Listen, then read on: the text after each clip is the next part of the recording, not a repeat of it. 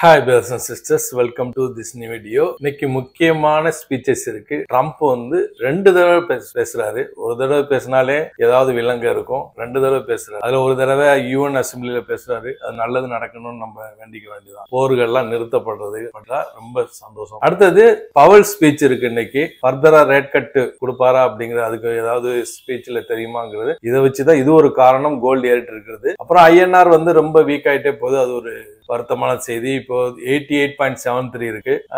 அதாவது இந்த சும்மா ஒரு சுள்ளி வச்சு நெருப்பு ஏத்திட்டு இருந்தோம்னா லைட்டா எரிஞ்சிட்டே இருக்கும். அது ஈஸியா அணைஞ்சிரும்.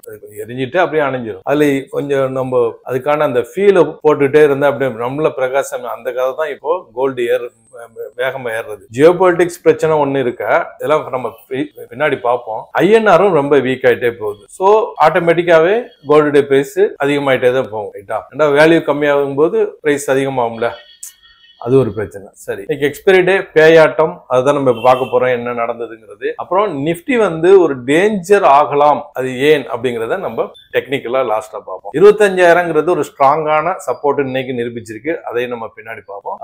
இன்னைக்கு என்ன நடந்தது? பேங்கிங் செக்டர் வந்து ஒரு நல்ல பெர்ஃபார்மன்ஸ், 0.5% அப் ஆச்சு. ஆட்டோ செக்டரும் 0.5% அப் ஆச்சு. சரியா, கிஃப்ட் நிப்டி இன்னைக்கு பிளாட்டா ட்ரேட் ஆனதுனால டெலிகிராம்ல பிளாட்னு அப்டேட் பண்ணியிருந்தேன். டெலிகிராம்ல ஜாயின் பண்ணாதவங்க லிங்கை பயன்படுத்தி ஜாயின் பண்ணிங்க. ஃபேக் ஐடில ஜாயின் பண்ணி ஏமாந்துட வேண்டாம். வாங்க நம்ம 5 மினிட்ஸ் கேண்டில் மாத்திடுறேன். சார்ட் பாருங்க. இன்னைக்கு காலையில மார்க்கெட் ஓபன் ஆனது வந்து 25,209, நேற்றைய க்ளோஸ் 25,202, கிட்டத்தட்ட பிளாட்டா ஓபன் ஆச்சு. இந்த இடம் பாருங்க. அதுல இருந்து மட விழு 11 வரைக்குமே விழுந்துகிட்டே கிடந்தது. இந்தியோடைய லோவை கிரியேட் பண்ணிச்சு. 165 பாயிண்ட்ஸ் டவுன். சரியா, நம்ம நேத்தே நம்ம அனலைஸ் பண்ணிருந்தோம். மார்க்கெட் மோசமா இருக்கு. 10 காமன் நேரத்திலேயே மனமண்டு 100-200 பாயிண்ட் இறங்குது, 100-200 பாயிண்ட் ஏறுது. ஜான் ஸ்ட்ரீட் மாதிரி பல ஜான் ஸ்ட்ரீட் ஆளுக்கு உருவாயிட்டாங்களாங்கிறது ஒரு டவுட் இருக்குன்னு சொல்லி நேத்து நம்ம அனலைஸ் பண்ணியிருந்தோம். ஒரு இன்ட்ராடேக்கு ஏற்ற ஒரு மார்க்கெட்ல இன்ட்ராடே பண்ண தேவையில்லை. இப்போ பொசிஷனல் எதுவும் மார்க்கெட்டை பாக்குறதுக்கே மாறியா இருக்கு. அது பாட்டு இஷ்டத்துக்கு ஏது இஷ்டத்துக்கு இறங்குது. சரியா, அப்புறம் 11 125 பாயிண்ட், அதுதான் டுடே லோ 25,084. அதுல இருந்து ரப்பர் பால் மாதிரி ஏறிச்சு பாருங்க.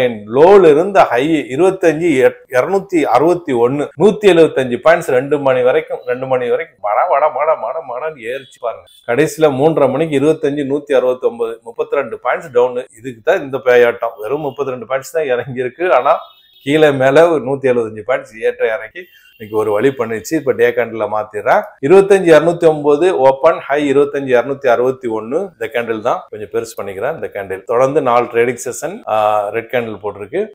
Low 25,084, close 25,169. சப்போர்ட் அகைன் 25,000 தான். Resistance 25,300 and 25,500. இன்னைக்கு கிரீன் கேண்டில் 19, ரெட் கேண்டில் 32. இன்னைக்கு டாப் கெய்னர் இண்டஸ் பேங்க் 2.25% அப், ஆக்சிஸ் பேங்க் 2.5% அப், ஜேஎஸ்டபிள்யூ ஸ்டீல் 2% அப், பஜாஜ் ஃபைனான்ஸ் 1.25% அப். டாப் லூசர் ட்ரெண்ட் வந்து 2.5% down.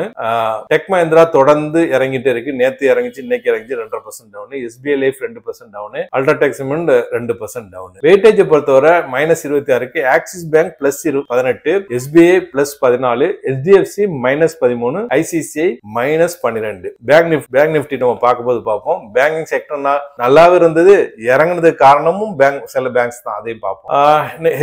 Hindustan Unilever limited -10 and Airtel -11. Weightage உடைய நான் இது சொல்றேன். சரி, இப்ப பேங்கிங் செக்டர் போயிடலாம்.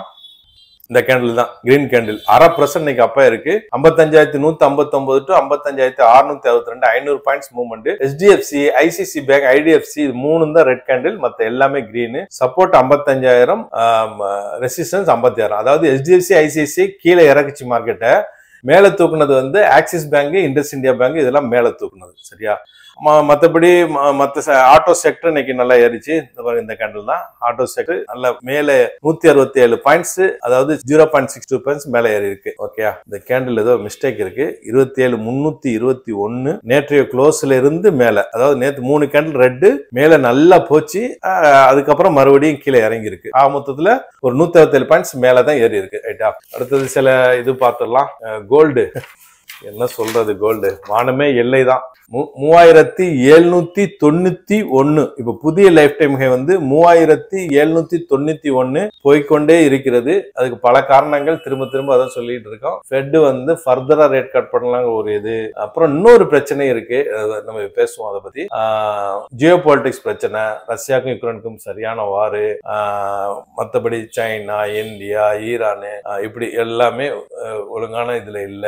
அப்புறம் வந்து ஐஎன்ஆர் வீக்கு. சரியா? சரி, நம்ம கோல்டு பத்தி பேச முன்னாடி இது சில்வர் எல்லாம் பார்த்துட்டு கடைசியா அந்த கோல்டு விஷயத்தை பார்ப்போம். இந்த சில்வர் வந்து இன்னைக்கு வந்து 40 ஹை வந்து 44.43. சரியா? அதே மாதிரி யுஎஸ் ஆயில் வந்து 1% மேல கூடி 63க்கு மேல ட்ரேட் ஆகுது. அதே மாதிரி இது பிட்காயின் 1,12,13,000 ட்ரேட் ஆகுது. அதே லைஃப் டைம் 1,24,517. கோல்டு வந்து கோல்ட பத்தி நம்ம பேசணும்னு சொல்லியிருந்தோம்ல.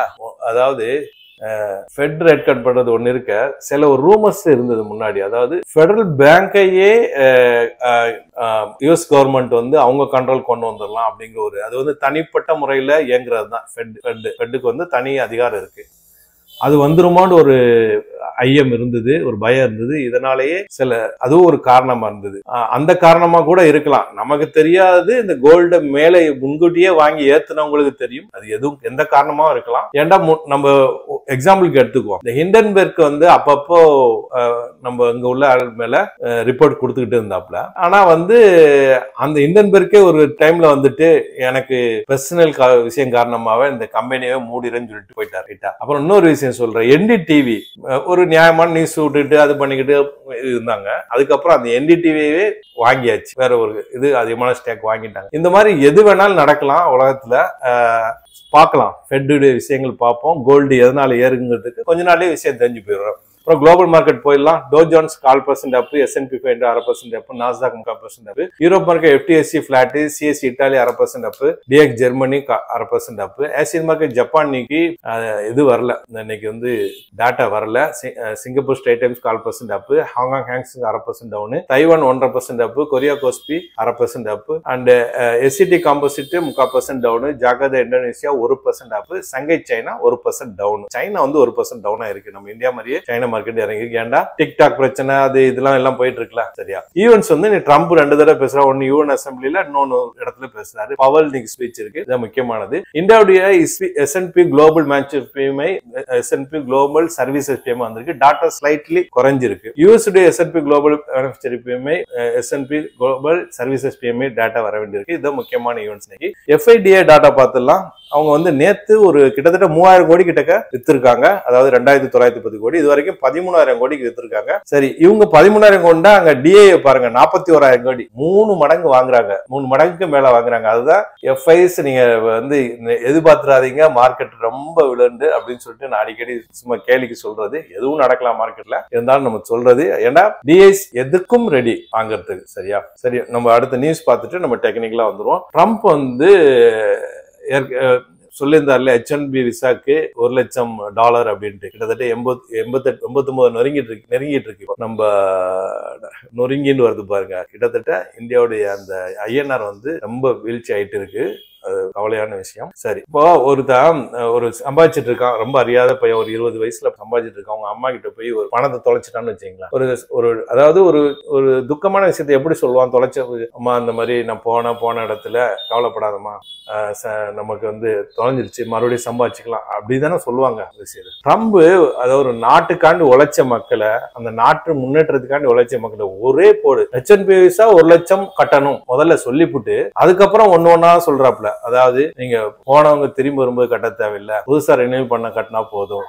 அப்புறம் வந்து டாக்டர்ஸ் கட்ட தேவையில்லை, முதல்ல போட்டு மனசை போட்டு உடைச்சுட்டு அதுக்கப்புறம் ஒண்ணா சொல்றாரு. அதாவது ஒரு சின்ன ஒரு அறியாத பயன் உள்ள ஒரு பக்குவம் கூட இவங்க சொல்றவங்களுக்கு இல்ல. ட்ரம்புக்குன்னு இல்ல, ட்ரம்புக்கு பின்னாடி எவ்வளவு பெரிய அட்மினிஸ்ட்ரேஷன் இருக்கும். சரியா? அடுத்தது வந்து சில பேர் இதுல இந்தியால வேற, காலைல கூட ஒரு ஃப்ரெண்ட் பேசினேன், இந்தியாவுக்கு வந்தா நல்லதுதான், இந்தியா நல்லா ஸ்ட்ராங் ஆகும், இங்கேயே வேலை இல்லாம அவன் கஷ்டப்பட்டு இருக்கான். MBA படிச்சவன், BE படிச்சவன் எல்லாம் ஹோட்டல்லையும் கிளர்க்காவும் ஆபீஸ் பாயாவும் வேலை பார்த்துட்டு வேலையில்லா திண்டாட்டம் அப்படி இருக்கு. இவங்க அவங்களும் வந்துட்டா இன்னும் வேலையில இதுதான் பெருகும்.